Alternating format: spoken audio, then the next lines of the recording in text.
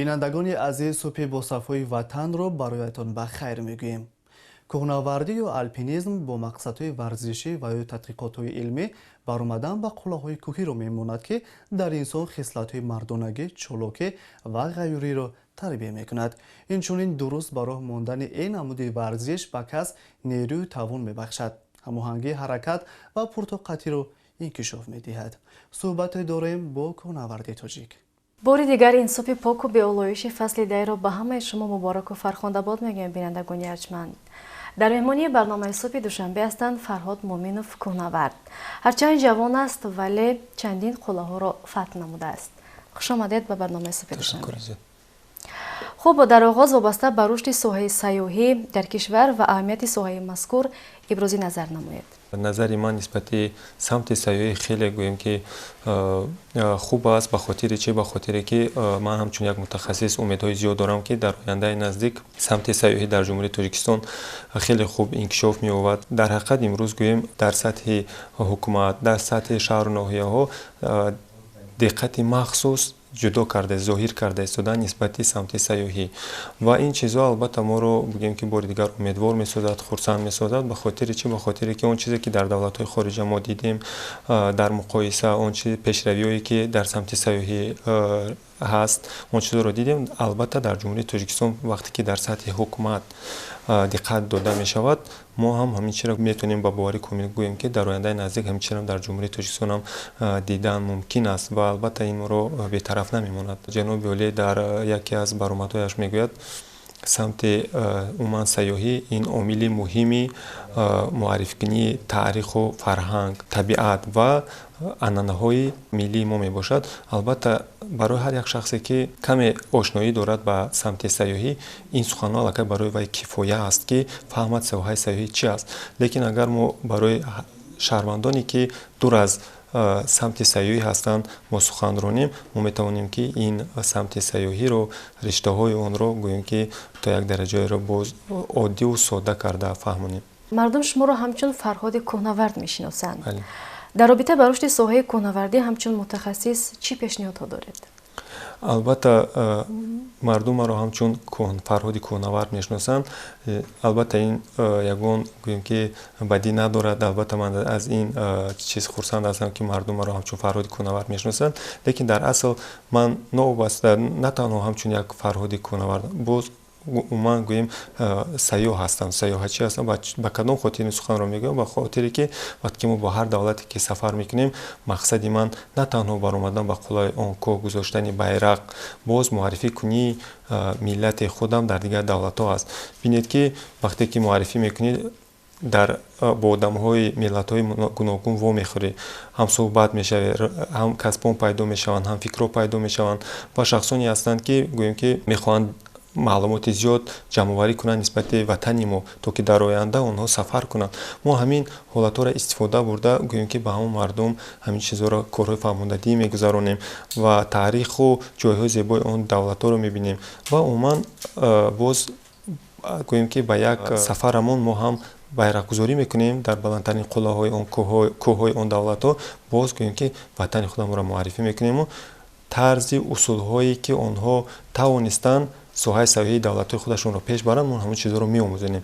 ба кадом хотир? Ба хотире ки дар оянда мо тавонем ҳамон усулҳо, ҳамон ҷараёнҳое ки роҳҳое ки онҳо пеш бурданд, тавонистанд то як дараҷаеро соҳаи сайёҳии худашонро пеш баранд. мо ҳам мехоҳем ки дар оянда ҳамин таҷрибаи гирифтагимонро дар ҷумҳурии Тоҷикистони худамон, дар ватани худамон ҳам ҷорӣ кунем. хуб, агар дар кишвар мактаби махсуси кӯҳнавардӣ таъсис ёбад, ин иқдом то кадом андоза ба рушди кӯҳнавардӣ замина мегузорад? дар ҳақиқат дуруст аст. агар дар ҳоле ки дар ҷумҳурии Тоҷикистон дар ояндаи наздик мактаби махсуси кӯҳнавардӣ кушоем, ин бевосита хуб аст. ба кадом хотир? Ба хотире ки 93% ҷумҳурии Тоҷикистон ин кӯҳсор аст.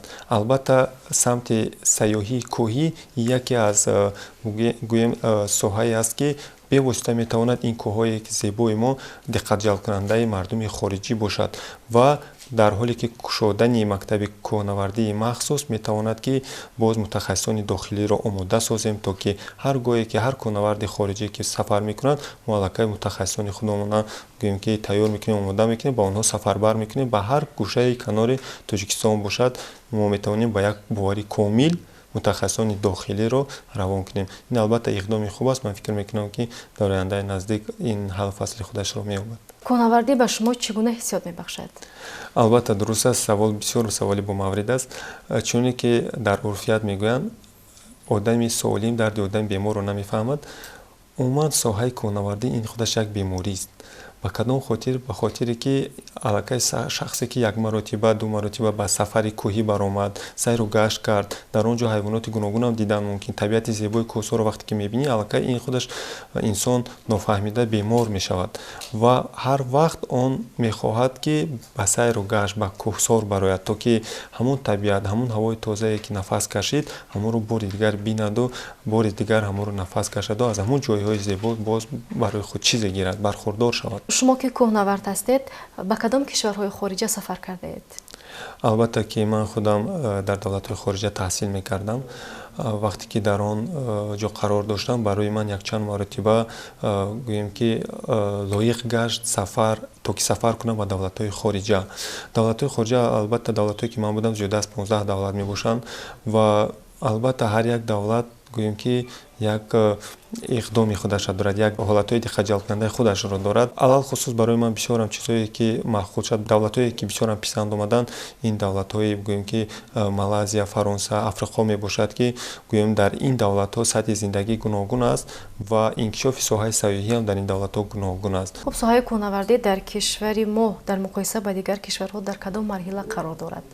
соҳаи сайёҳии кӯҳӣ дар солҳои пеш як 15 сол пеш 20 сол пеш гӯем инкишоф наёфта буд, гӯем хато намекунем, аммо имрӯз агар муқоиса кунем дар ин 3 соли истиқлолият боварӣ комил гуфта метавонам ки хеле пешрафта аст, ба хотире ки сайёҳони зиёд аллакай дар масъалаи кӯҳҳои мо маълумот пайдо кардан, сафарҳои зиёд мекунанд. албатта ин монеае ки пеш омадааст ба ҷомеаи ҷаҳонӣ, ин COVID-19 албатта каме гӯем ки сафари сайёҳои кӯҳнавардиро кам кардааст, лекин дар оянда вақте ки бартараф мешавад ин камбудӣ, боз ман боварӣ комил дорам ки сайёҳои хориҷӣ, аз он ҷумла сайёҳоне ки ба кӯҳҳои мо мехоҳанд биёянду сафар кунанд, байрақгузорӣ кунанд, зиёд мешавад, ба хотире ки ҳамчун як мутахассис метавонам гуфт ки кӯҳҳои мо дар ҳақиқат кӯҳҳои диққатҷалбкунанда аз зебо ҳастанд ва сайёҳоне ки мо қаблан меовардем, онҳо ба як гӯем тасаввурот, ба як ҳиссиёти беҳад хуб, гӯем ки ба кӯҳҳои мо тамошо мекардан, нигарон мешуданду боз